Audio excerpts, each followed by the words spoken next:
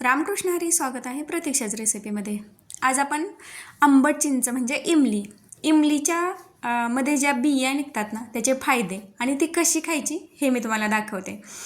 आता ही चिंच बघा, पूर्वी तर ना आम्हाला आरामात ते कुठेही दिसायचे आणि ते अगदी सहजासहजी ते आम्हाला ती चिंच खायला भेटायची, विकत वगैरे बिलकुल घ्यावी लागत नव्हती। आता बघा आजकाल आपल्याला सर्व काही ते विकत घ्यावं लागतं। त्याच्यातल्या बिया बऱ्याचदा काय होतं की वरची चिंच काढलेली असते आणि त्यामध्ये बियाच नसतात आणि त्या बिया बऱ्याचदा की मुलांना ते माहितीच होत नसतात की यामध्ये बिया असतात आणि ह्या बिया खाल्ल्या देखील जातात। आता ह्या बिया आपण मुलांना आवर्जून दाखवल्या देखील पाहिजेत, कारण ह्या बिया म्हणजे अगदी चिंचेच्या आतमध्ये बिया निघतात म्हणून ते काढायचे नाही, फेकायचं असं नाही।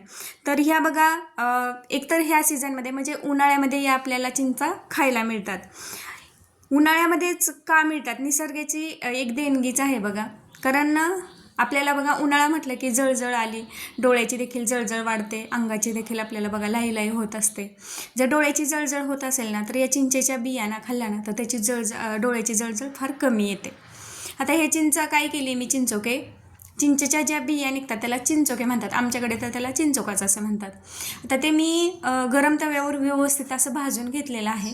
इथं तुम्हाला दाखवते की जसं भाजत जाईल ना तसं त्याचे जे वरचे टर्फल आहे ना ते बऱ्याचदा तुटलं जातं। याच्यावरून असं ठरवायचं की आपले चिंचोके मस्त असे भाजलेले आहेत।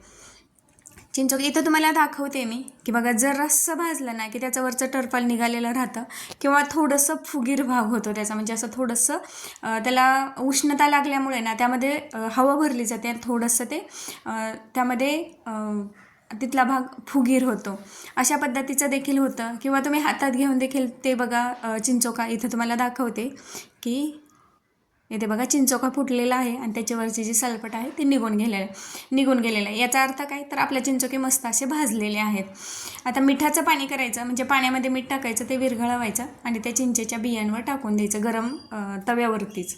म्हणजे ते काय होतं, ते पाणी आटून जातं आणि फक्त जे मीठ आहे ते चिंचोक्याला लागतं। आता आपल्याला हे फक्त साधेसुधे चिंचोके वाटतात बघा, हे चिंचोके ना असे भाजून देखील खातात किंवा भिजवून रात्रभर ते भिजत घालायचे आणि सकाळी त्याचं चूर्ण बनवायचं। भिजल्यामुळे त्याची साल पटकन निघून जाते आणि नंतर साल काढून ते व्यवस्थित असे वाळवून त्याचं थोडंसं गूळ घालून त्याचं चूर्ण देखील केलं जातं। या चिंचोक्यामुळे ना आपल्याला जर BP शुगर असेल ना तर ते आटोक्यात आणण्यासाठी त्याचा खूप फायदा आहे। इम्युनिटी पॉवर आपली वाढते आणि त्यामध्ये अँटीऑक्सिडंट देखील आहे।